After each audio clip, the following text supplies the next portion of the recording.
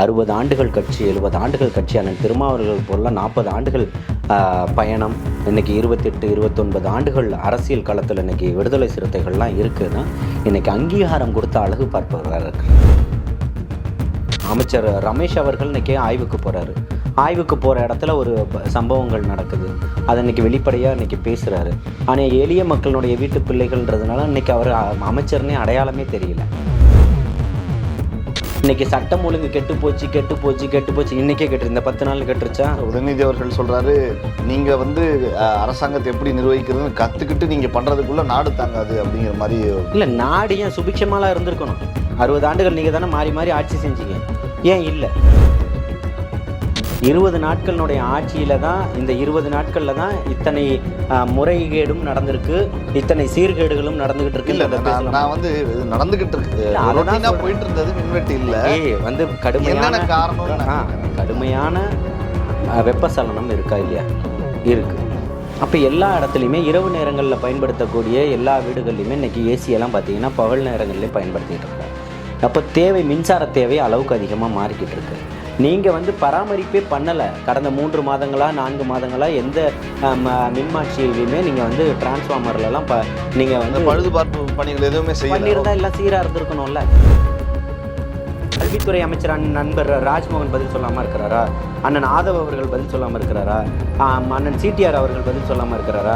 அண்ணன் பொதுச் செயலாளர் அவர்கள் பதில் சொல்லாமல் இருக்கிறாரா? தம்பி ரமேஷ் அவர்கள் பதில் சொல்லாமல் இருக்கிறாரா? யார் சகோதரி கீர்த்தனா பதில் சொல்லாமல் இருக்கிறாங்களா? சகோதரி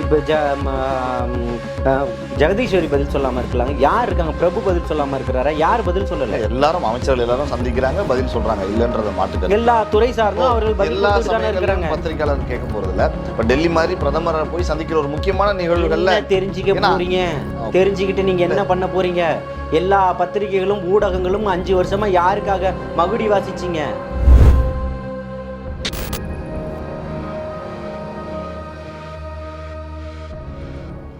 ஜாம்பவான் நேயர்களுக்கு பிரபாகரனின் அன்பு வணக்கம். இன்றைய அரசியல் அரங்கம் நிகழ்ச்சியில் நம்மோடு இணைந்திருக்கிறார் திரு ஜலீல் அவர்கள். வணக்கம்ண்ணே. வாழ்த்துக்கள். தாவேக்கவனுடைய ஆட்சி 20-25 நாட்களை தொட்டு போய்கொண்டிருக்கிறது. நிறைய விஷயங்கள், நிறைய பாசிட்டிவான விஷயங்களை பார்க்க முடியுது, நிறைய ஈக்குவலாக நெகட்டிவான விஷயங்களையும் சமூக ஊடகங்களில் பார்க்க முடிகிறதுனா பாசிட்டிவ்ல இருந்தே தொடங்கலாம்னு நினைக்கிறேன். இந்த 20-25 நாட்களுக்குள் தாவேக்காவினுடைய அரசு, திரு விஜய் அவர்களுடைய அரசு என்னவெல்லாம் சாதிச்சு காட்டியிருக்குறேன்? இல்லை, என்னவெல்லாம் சாதிச்சு காட்டியிருக்குன்னா, ஒரே ஒரு நிமிஷம் நான் இங்கே ஒரு அரசியல் பிரமுகராகவோ அல்லது தமிழக வெற்றி கழகத்தின் ஒரு ஆத்தரைஸ்ட் ஒரு பர்சனாகவோ அல்லது அவங்களுக்கு இந்த பல பேர் அண்டா குண்டாலாம் முட்டு கொடுக்குற மாதிரியோ அப்படி ஒருபோதும் எந்த தளத்துலேயும் நான் அப்படி பேசணும்னு பேசக்கூடிய ஆட்களே கிடையாது. நான் முதல்ல பார்த்திங்கன்னா நான் ஒரு சோசியல் ஆக்டிவிஸ்ட். இருக்கக்கூடியதை தெளிவாக பதிவு பண்ணுவேன். அது எந்த பக்கம் இருந்தாலும் நான் தட்டி கேட்பதற்கு எந்த இடத்துலையுமே நான் தயங்கியது இல்லை. ஆனால் நான் ஒரு அரசியல் கட்சி அப்படின்னு சொல்லி பயணிக்கணும்னு விருப்பப்பட்டு நம்ம பயணிச்சுக்கிட்டு இருக்கிறது தமிழக வெற்றி கழகத்தில் ஒரு மாற்றத்திற்கான ஒரு கட்சியாக வரணும் அப்படின்றதுக்காக வந்திருக்கிறோம். இன்றைக்கி சாமானியவர்களை எப்படி களம் காண வைப்பேன்னு சொல்லியிருக்கிறாரோ அதை வச்சு தான் இன்றைக்கி ஆட்சி முறையை கட்டமைச்சு கொண்டு போய்கிட்டு இருக்கிறார். அவருக்கான ஒரு நெருக்கடியான சூழல்கள் அவரை சூழ்ந்த போதும் அவர் பாசிசவாதிகளோட உடன்படலை. எந்த இடத்துலையும் யார்கிட்டையும் போய் நிற்கலை. யார் ஜனநாயகவாதிகளாக கருதினாரோ அந்த ஜனநாயகவாதியில் ஜனநாயகத்தினுடைய அடிப்படையில் மட்டுமே தார்மீகமாக பொறுப்பை ஆதரவை கேட்டார். இன்னைக்கு 60 ஆண்டுகள் கட்சி, 70 ஆண்டுகள் கட்சி, அண்ணன் திருமாவர்கள் போல 40 ஆண்டுகள் பயணம், இன்றைக்கி 28, 29 ஆண்டுகள் அரசியல் களத்தில் இன்றைக்கி விடுதலை சிறுத்தைகள்லாம் இருக்குதுன்னா இன்றைக்கி அங்கீகாரம் கொடுத்த அழகு பார்ப்பவராக இருக்கிறார். இன்றைக்கி ஐயுஎம்எல் கட்சியெல்லாம் பார்த்திங்கன்னா அவர்கள் வாழ்க்கையில் நினச்சி பார்க்க முடியாத திமுக நாங்களும் அவங்களும் திமுகவும் ஐயுஎம்எல்லும் இப்படி அப்படின்னு சொன்ன காலகட்டம்லாம் முடிஞ்சு போய் அதிகாரத்தில் பங்களிப்பு அமைச்சரவையில் பங்கு கொடுக்குறது மிகப்பெரிய ஒரு கேள்விக்கணைகளை எல்லாமே ஆச்சரிய குறிகளாக மாற்றிட்டு போயிருக்கு.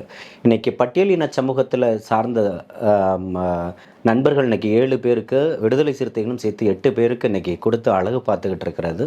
நீங்கள் சொல்லுங்கள், ஒரு நெறியாளராக இந்த அரசியல் களத்தில் இந்த 25 ஆண்டுகளை பேசுவோம், இல்லை 50 ஆண்டுகளை பேசுவோம், இல்லை 70 ஆண்டுகள் அரசியலையுமே பேசுவோம். யார் கொடுத்துருக்குறாங்க, அங்கீகரிச்சிருக்கிறாங்கன்றது உங்களுக்கு தெரியும். அப்படிப்பட்ட ஒரு ஜனநாயக சிந்தனையோட ஒரு முற்போக்குவாதியாக இன்னைக்கு சொல்லிக்கிட்டு இருக்கிறது அவர் தான் கொடுத்துருக்கிறார்.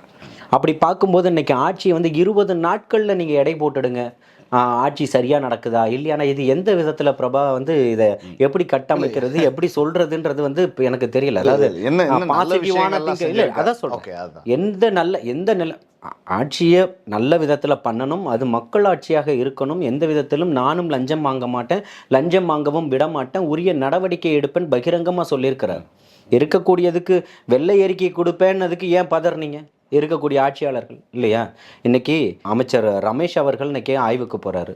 ஆய்வுக்கு போகிற இடத்துல ஒரு சம்பவங்கள் நடக்குது, அதை இன்னைக்கு வெளிப்படையாக இன்னைக்கு பேசுகிறாரு. ஆனால் எளிய மக்களுடைய வீட்டு பிள்ளைகள்ன்றதுனால இன்னைக்கு அவர் அமைச்சர்னே அடையாளமே தெரியல இல்லையா? ஆனாலும் எந்த பந்தாவும் போகலை. இன்னைக்கு அதுக்கு முன்னால் அந்த தொகுதியில் இருந்த முன்னாள் அமைச்சர் பொங்கி எழுறார். ஏன் இன்னைக்கு பொங்கி எழுதுறீங்க?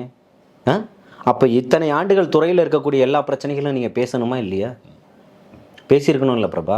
நம்ம கலைஞர் மருத்துவமனையில், உயர்தர மருத்துவமனை இங்கே சைதாப்பேட்டையில் வந்து ஒரு தம்பி வந்து தன்னுடைய தாயாருக்கு உரிய மருத்துவ சிகிச்சை கிடைக்கலன்னு ஒரு கத்தி எடுத்துகிட்டு போனான், மருத்துவரை தாக்குனாப்புல இல்லையா?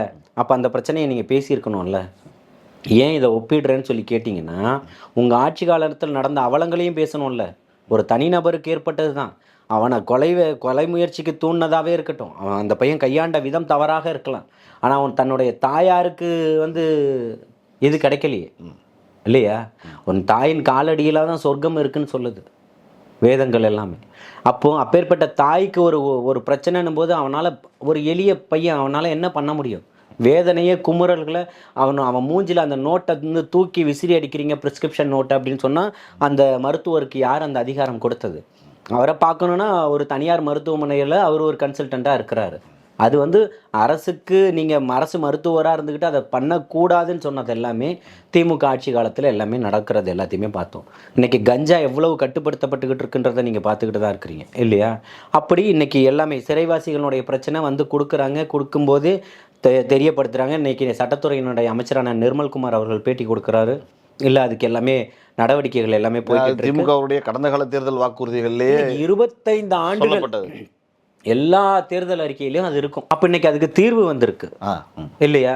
அப்போ இன்னைக்கு அது எல்லாத்தையுமே பண்ணிக்கிட்டு தான் இருக்கிறாரு. அருமை சகோதரர் பிரபு அவர்கள் இன்னைக்கு அமைச்சராக பதவி ஏற்றுக்கிட்டு இன்னைக்கு வந்து ஒவ்வொரு குவாரியாக இன்ஸ்பெக்ஷன் பண்ணிக்கிட்டு இருக்கிறாரு. இன்னைக்கு 23 குவாரிகளை வந்து மூடுவதற்கான சட்டவிரோதமாக பயன்படுத்தி இருக்கிறாங்கன்னு சொல்லிட்டு 23 இயங்கி வந்துட்டு இருக்கு. ஆமாம், இயங்கிக்கிட்டு இருந்தது தான். அப்போ இதுக்கெல்லாம் அனிதா ராதாகிருஷ்ணன் வாய் திறந்து பேசுவாரா? அவர் தொகுதியில் எத்தனை குவாரிகள் அதை போல் நடக்குது? அப்போ ஜனநாயக ரீதியில் நீங்கள் எல்லாத்தையுமே பார்க்கணும். 20 நாட்களில் என்னென்ன விஷயங்கள் எல்லாம் நடந்துருச்சு அப்படின்றதெல்லாம் பார்க்கணுமா இல்லையா? அதுக்கெல்லாம் நேரம் தேவைப்படுதா இல்லையா? அப்போ அதுக்கான காலக்கெடுகள் எடுத்துக்குமா இல்லையா?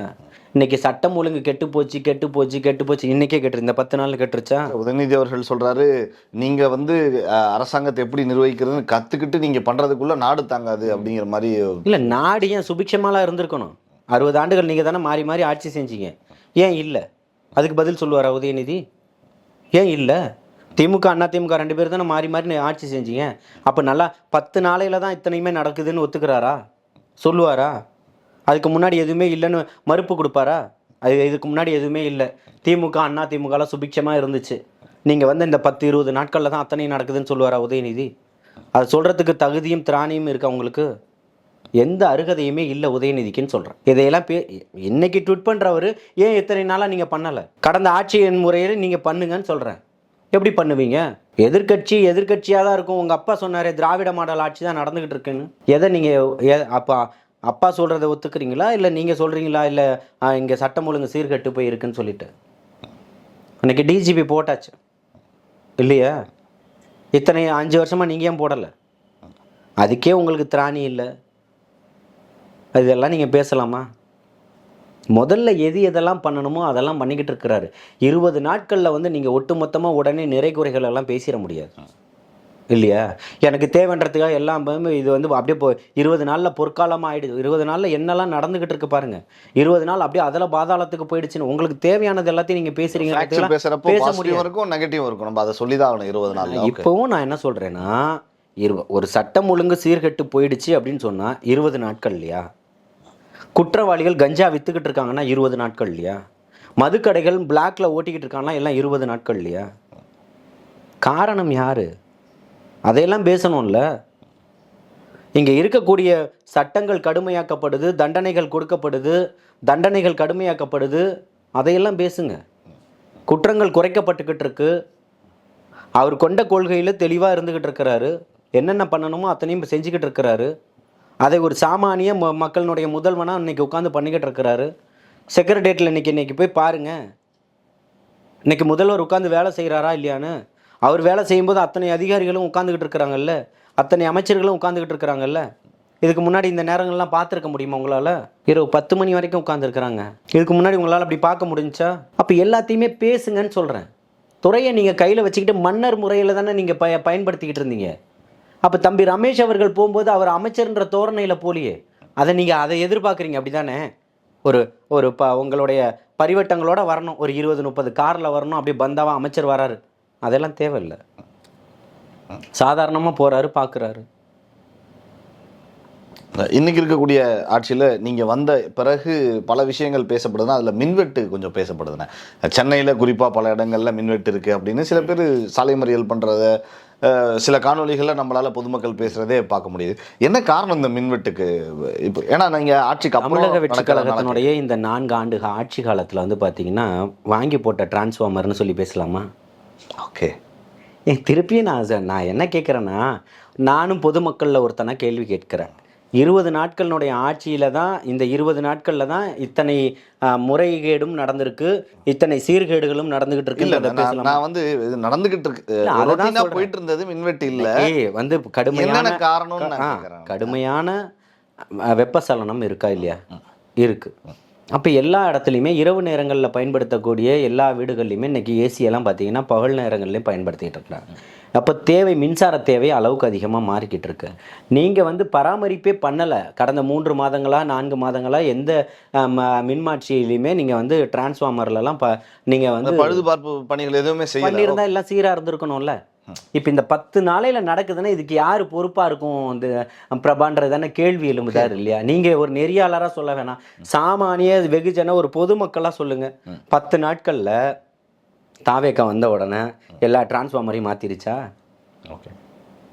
எல்லா டிரான்ஸ்ஃபார்மர்லேருந்து எல்லா போர்ட்லேருந்து எல்லாத்தையும் மாற்றிட்டாங்களா? என்ன நடந்து? நீங்கள் ஏன் மெயின்டைன் பண்ணலை? இல்லை 10 நாளாக தான் எல்லாம் நடக்குது அப்படின்னா 10 நாளாக எல்லாத்தையுமே போய் ஆஃப் பண்ணிவிடுங்கன்னு சொல்லிட்டு வராங்களா ஃபோன் பண்ணி தாவேக்காரங்க? சீரும் சிறப்புமான ஒரு மக்களாட்சியை கொடுக்கணுன்னு தான் வந்திருக்கிறாரு. அப்போது இங்கே நடக்கக்கூடிய பிரச்சனைகளை ஒன்று ஒன்றா வந்து இப்போ என்னென்னவோ தீர்க்கணும். அதுக்கான வேலைகளை தான் பார்த்துக்கிட்டு இருக்கிறாங்க. இப்போது என்னோட அருமை தம்பி சிவா பெரம்பூரில் இருக்கக்கூடிய மாவட்ட கழக செயலாளர் அன்றைக்கி செக்ரட்டேரியட்டில் நின்று பேசியிருந்தோம்.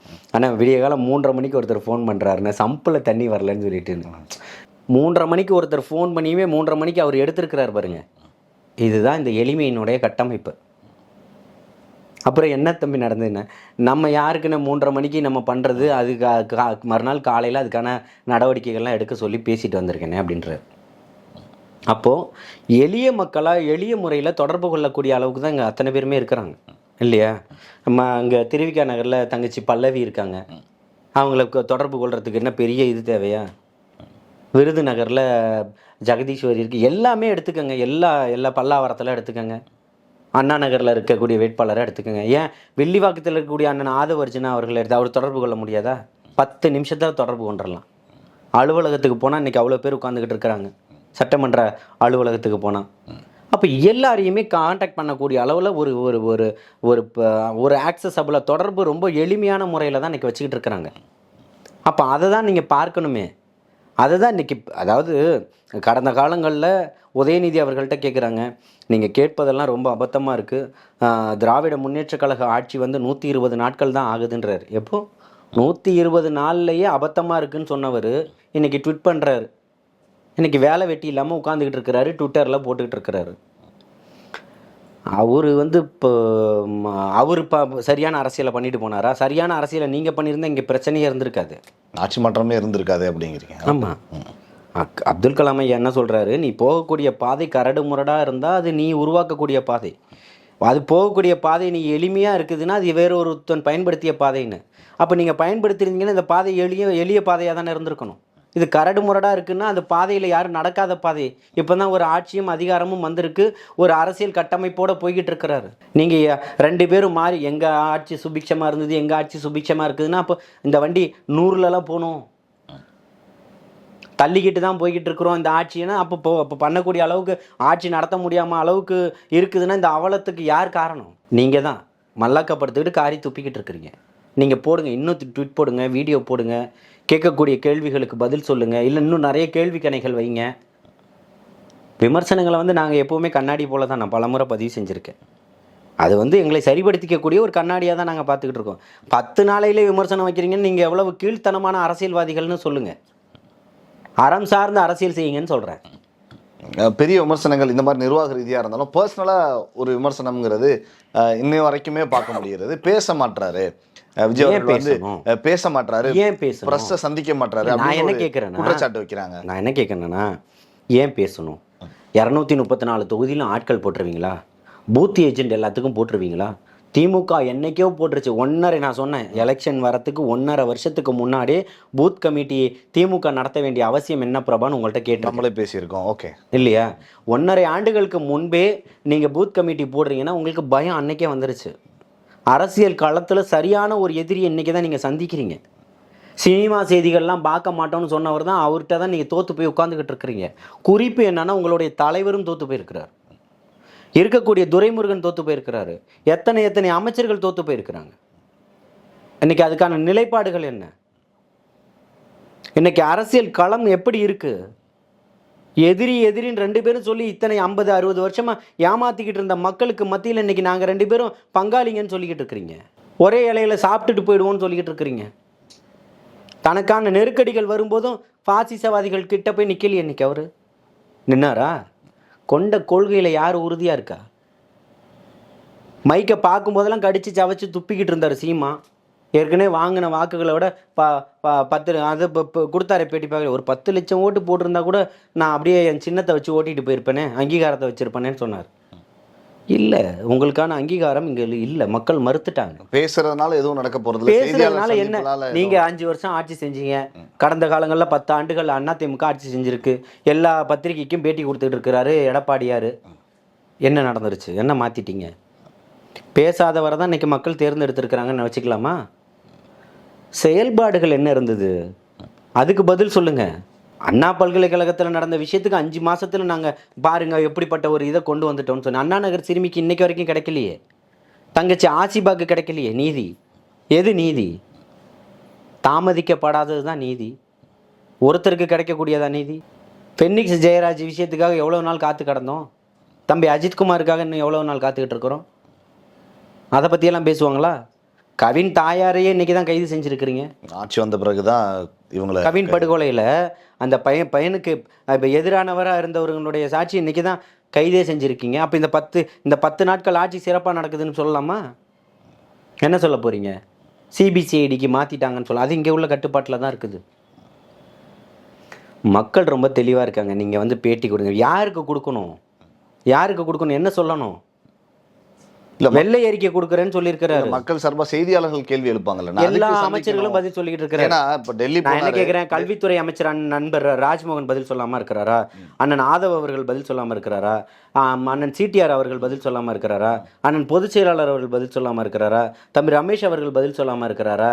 யார் சகோதரி கீர்த்தனா பதில் சொல்லாமல் இருக்கிறாங்களா? சகோதரி ஜெகதீஸ்வரி பதில் சொல்லாமல் இருக்கலாம். யார் இருக்காங்க? பிரபு பதில் சொல்லாமல் இருக்கிறாரா? யார் பதில் சொல்லலை? எல்லாரும் அமைச்சர்கள் எல்லாரும் சந்திக்கிறாங்க, பதில் சொல்றாங்க, இல்லைன்றத மாட்டுக்க எல்லா துறை சார்ந்தும் அவர்கள் பதில் இருக்கிறாங்க. பத்திரிகையாளர் கேட்க போறது இல்ல. இப்ப டெல்லி மாதிரி பிரதமரை போய் சந்திக்கிற ஒரு முக்கியமான நிகழ்வுகள்ல தெரிஞ்சுக்க போறீங்க. தெரிஞ்சுக்கிட்டு நீங்க என்ன பண்ண போறீங்க? எல்லா பத்திரிகைகளும் ஊடகங்களும் 5 வருஷமா யாருக்காக மகுடி வாசிச்சிங்க? எல்லா ஊடகத்தையும் நான் சொல்லல. எக்ஸிட் போலிங்ன்ற பேர்ல ஒரு போட்டிங்கல்ல, ஒரு கணிப்பு, இதையெல்லாம் பார்க்கும்போது வைத்தெரிச்சலா இருக்கா இல்லையா? அப்போ அந்த நிமிஷம் வரைக்கும் திமுகவுக்கு தூக்கி பிடிக்கணும், திமுக கூடிய பறக்க விடணும்னு தானே எல்லாருமே இருந்தீங்க. எல்லா பார்வை, அதாவது கல்வியாளர், அப்புறம் அரசியல் விமர்சகர், அப்புறம் பத்திரிகையாளர், திமுக ஆதரவாளர் இல்லையா? எப்படியெல்லாம் பேசுனீங்க? பேசாத ஒருத்தர் ஜெயிச்சிட்டாரு. ஆட்சியும் அதிகாரமும் இன்னைக்கு அவர்கிட்ட இருக்கு. இன்னைக்கு காவல்துறைக்கு முழு உங்களுடைய அதிகாரத்தை பயன்படுத்துங்கன்னு கொடுத்துருக்கிறாரு. அதை பற்றி பேசுங்க. இன்னைக்கு அம்மா உணவகத்துக்கு ஆய்வுக்கு போகிறாங்க, தரமான உணவு கிடைக்குதுன்னு பண்ணியிருக்காங்க இந்த 20 நாளில். அதை பற்றி பேசுங்க. சிங்கப்பெண் அதிரடிப்படை வந்து தொடக்க விழா நடக்கிறதா இருந்தது. அந்த விழாவை அரசினுடைய எல்லா ஏற்பாடுகளும் பண்ண பிறகு கேன்சல் பண்ணிட்டு அவருடைய உதவியாளருடைய இல்ல நிகழ்ச்சிக்கு போயிட்டாரு அப்படின்னு ஒரு விமர்சனம் பொதுவெளியில் வைக்கப்பட்டது, ஊடகங்களில் பார்க்க முடிஞ்சது. என்ன காரணம்? அதுக்காக தான் இந்த நிகழ்ச்சி கேன்சல் செய்யப்பட்டதா இல்லை என்ன ஒரு ஆக்சுவல் ரீசன்? மூடத்தனமான ஒரு எண்ணம். அதாவது அந்த அரசியல்ன்ற பேரில் ஆதாயம் தேடுவதற்காக பண்ணக்கூடிய வேலைகள். ஒரு உதவியாளனுடைய நிகழ்ச்சிக்கு போவதுமே அது முன்னாடி இப்போ இருக்கக்கூடியதான்.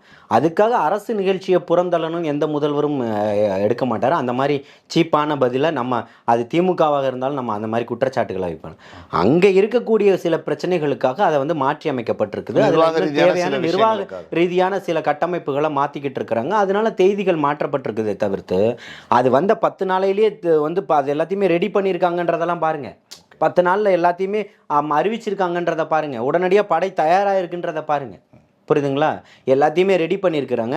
இந்த நிகழ்வுக்கு போகணுன்றதுக்காக அந்த நிகழ்வை புறந்தள்ளிட்டாருன்றது தான் அது 3ஆம் தர அரசியல்வாதிகள் பேசக்கூடியது.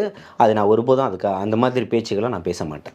இன்னொரு சம்பவம் பேசப்பட்டது, காங்கிரஸோடு நெருங்கி இருந்தப்ப ராகுல் அவர்கள் தெரியும் காங்கிரஸ் இப்போ தாவேக்காவோடு ஆதரவு தெரிவித்து இணைஞ்சு இன்னைக்கு ஆட்சி நடத்திக்கிட்டு இருக்கீங்க. ராகுல் காந்தியையும் சந்திக்கலை டெல்லி போனப்ப அப்படிங்கிறது மோடியை சந்தித்ததுனாலா இல்லை ஏதாவது உள்ளுக்குள்ள ஏதாவது மனக்கசப்பு இருக்கா? என்ன காரணம் டெல்லி போன? மனக்கசப்புன்றதெல்லாம் ஒருபோதுமே கிடையாது. அது வந்து அங்கே இப்போ போகும்போது அதுக்கான திட்டமே இல்லை. ஓகே, நீங்கள் திட்டம் இருந்தது அப்படின்னு சொன்னால் நீங்கள் ஏன் போகலை, உங்களுடைய திட்டத்தில் இருந்ததே அப்படின்னு சொல்லி கேட்கலாம். அதுக்கான திட்டமே இல்லையே. பிளானிங் வந்து பிரதமரை சந்திப்பது மட்டும்தான். ஓகே, அப்படின்றப்போ நீங்கள் அதுக்கான பதில் கேட்டிங்கன்னா இல்லாததுக்கு பதில் தேடிக்கிட்டு இருந்தால் எப்படி கிடைக்கும் இல்லையா? அதாவது அதானி வந்து இங்கே வந்து முதல்வரை ஏன் சந்திச்சுட்டு போனாருன்னு கேட்டால் திமுக பதில் சொல்லாது. இல்லையேன்னு கேட்டிருக்கோம், நீங்களும் கேட்டிருக்கீங்க, நம்மளும் பேசியிருக்கோம். அதுக்கு பதில் சொல்லுமா? இல்லை. இன்னைக்கு வந்து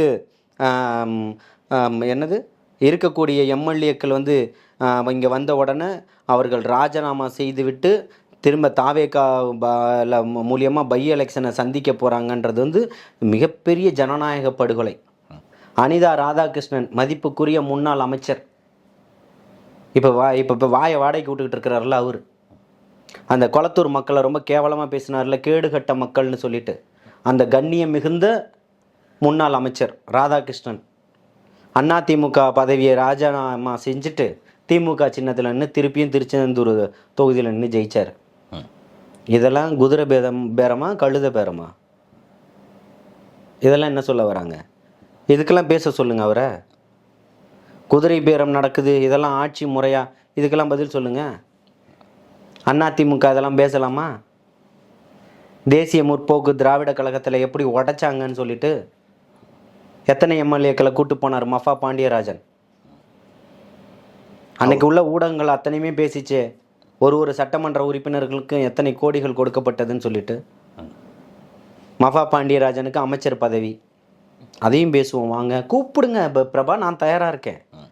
நான் இப்போ அரசியல் அறிவு இல்லாதவன் இல்லை, தெரிஞ்சதை பேசுவோம், தெரியாததை படித்து பேசுவோம், தெரிஞ்சுக்கிட்டு பேசுவோம், கண்ணியத்தோடு பேசுவோம், நாகரிகமாக பேசுவோம். உங்களை பற்றி பேசணுன்னா கண்ணியம் நாகரிகம் எதுவுமே இருக்காது, கேவலமானவங்க நீங்கள். அதையும் பேசுவதற்கு தயாராக இருக்கிற வந்து உட்காருங்க. இங்கே குதிரை பேரம் நடந்ததா என்னன்றதை பேசுவோம். அதிமுகலையும் திமுகலையும் என்ன நடந்ததுன்னு சொல்லுங்கள். அப்படி நடந்திருந்தா, குதிரை பேரம் நடந்திருந்தா எதுக்காக எஸ்பி வேலுமணி உள்ளிட்டவரெல்லாம் திருப்பியும் அந்த பக்கம் போகணும்? ஏன் போகணும்? எங்களுக்கு பொதுச் செயலாளர் எடப்பாடி தானே ஏன் சொல்லணும்? குதிரை பேரம் நடந்திருந்தால் வந்திருக்கணும்ல. அதை ஒத்துக்கிறாரா? அப்போ நடக்கலைன்னு தானே அர்த்தம். அரசியலை ரொம்ப நாகரிகமான அடிப்படையில் பண்ணிக்கிட்டு இருக்கிறாரு. ஜெயிச்ச உடனே எல்லா முதல்வர்களையும் போய் சந்திக்கிறாரு, எல்லா கட்சியினுடைய தலைவர்களையும் போய் சந்திக்கிறாரு. இந்த மாதிரி அரசியல் வரலாற்றில் எந்த தலைவர் இருந்தாங்க சொல்லுங்கள் பார்ப்போம். ஒருத்தரை சொல்லுங்கள் பிரபா. தமிழகத்தில் இந்தியாவில் யார் இருந்தால் சொல்லுங்கள். ரொம்ப கண்ணியமான முறையில் அரசியல் கட்டமைப்பை கொண்டு போகிறாரு. அதை வச்சு நீங்கள் வந்து பிழைப்பு தேடணும்னு நினைக்கிறீங்க. அதுக்கு இடம் கொடுக்கக்கூடாதுன்னு அண்ணன் நினைக்கிறாரு. இங்கே நடக்கக்கூடியது அப்பாவனுடைய ஆட்சி இல்லை, அண்ணனுடைய ஆட்சி. அரசினுடைய ஆட்சி இல்லை, அண்ணனுடைய ஆட்சி. மக்கள் ஆட்சி. சுபிக்ஷமாக இருக்கணும்னு நினைக்கிறாரு மக்கள். அதுக்காக இந்த 20 நாள் ஐயோ இவ்வளோ குமுறலாம் உங்களுக்குன்னு கேட்குறேன். அது ஒவ்வொன்றும் அவரை வழி நடத்தி கொண்டு போய்கிட்டு இருக்கும். மக்கள் இன்னைக்கு அவர் பக்கம் இருக்கிறாங்க. நீங்கள் எந்த முடிவு எடுத்தாலும் அது தமிழக மக்கள் மிகப்பெரிய ஒரு வெற்றியாக தான் மாற்றி கொடுப்பாங்க. இந்த நீங்கள் மிரட்டுறீங்க பாரு, 6 மாதம் பார்ப்போம். உங்களுடைய மிரட்டலுக்கும் பூச்சாண்டிக்கும் பயந்த கட்சி இல்லை தமிழக வெற்றி கழகம். 2 வருஷத்தில் உங்களுடைய 60 வருஷ வரலாற்றை மாற்றி எழுதியிருக்குன்னா இதுதான் தமிழக வெற்றி கழகத்தினுடைய மிகப்பெரிய வெற்றி. நீங்கள் சாப்பாட்டுக்கும் சாராயத்துக்கும் காசுக்கும் ஆசைப்பட்டவங்க இங்கே இல்லை, அதை எங்களால் சொல்ல முடியும். ஓட்டுக்கு காசு கொடுக்கலன்னு நீங்கள் இருக்கக்கூடிய வணங்கக்கூடிய கடவுள் மேலே சத்தியம் பண்ணியும் இல்லை, உங்களுக்கு அதில் நம்பிக்கை இல்லைன்னா உங்கள் பெத்த புள்ள மேலே சத்தியம் பண்ணி சொல்ல முடியுமா? நீங்கள் சாப்பிட்ற சாப்பாட்டு மேலே சத்தியம் பண்ணி சொல்ல முடியுமா? நாங்கள் கொடுக்கல, அதை எல்லா இடத்துலையும் சத்தியம் பண்ண முடியும் எங்களால். நீங்கள் சொல்லுங்கள் பார்ப்போம், யோக்கியவானா இருந்தா அரசியல் அறிவோடு வந்து பேசுங்க. அரசியலை கண்ணியத்தோடு தான் நாங்கள் நடத்தணும்னு சொன்னால் வந்து பேசுங்க. காசு கொடுக்கல நீங்கள் இருக்கக்கூடிய அத்தனை திமுககாரரோ அண்ணா திமுககாரரோ சொல்லுவாங்களா? அதுக்கான நாகரிகம் இருக்கா உங்கள்கிட்ட? வெக்கம், மானம், சூடு, சொரணை ஏதாச்சும் ஒன்று இருந்தால் வந்து சொல்லுங்கள். இந்த பேட்டியை பார்த்துட்டு நாங்கள் காசு கொடுக்கல கண்ணியத்தோடு நின்றுருக்கோன்னு. பிடிஆர் பழனிவேல் தியாகராஜன் ஒரு ட்விட் ஒன்று போட்டார், படிச்சிங்களா? காசு கொடுக்காத ஒரு வேட்பாளரிடம் தோற்றேன்றதில் மகிழ்ச்சி கொள்கிறேன், பெருமைப்படுகிறேன்னு போட்டிருந்தார். ஆமாம் தானே? அந்த மாதிரி சொல்கிறதுக்கு இங்கே எத்தனை பேர் இருக்கீங்க? முதல்வர் நின்ன தொகுதியில் கொடுக்கலையா? முன்னாள் முதல்வர் நின்ன தொகுதியில் காசு கொடுக்கலையா? அள்ளி அள்ளி கொடுத்தீங்களே. துரைமுருகன் நின்ன தொகுதியில் கொடுக்கலையா? எல்லா தொகுதியிலையும் கொடுத்தீங்கல்ல திமுக, அண்ணா திமுக. வில்லிவாக்கம் தொகுதியில் கொடுக்கலையா 2000 ரூபாய் கார்த்திக் மோகன்? ஆதாரத்தோடு தான் சொல்கிறேன். என் வீட்டுக்கு பக்கத்து வீட்லேயும் கொடுத்துருக்குறாங்க, எதிர் வீட்லேயும் கொடுத்துருக்குறாங்க, எல்லாருக்கும் கொடுத்துருக்குறாங்க. திமுகவும் கொடுத்துருக்கு, அண்ணா திமுகவும் கொடுத்துருக்கு. ஜெயிச்சது யார்? எதுவுமே கொடுக்காதவன். அப்படி தானே? யாருக்கு எந்த வேட்பாளர் காசு கொடுக்கலையோ அந்த வேட்பாளர் ஜெயிச்சிருக்கிறார்.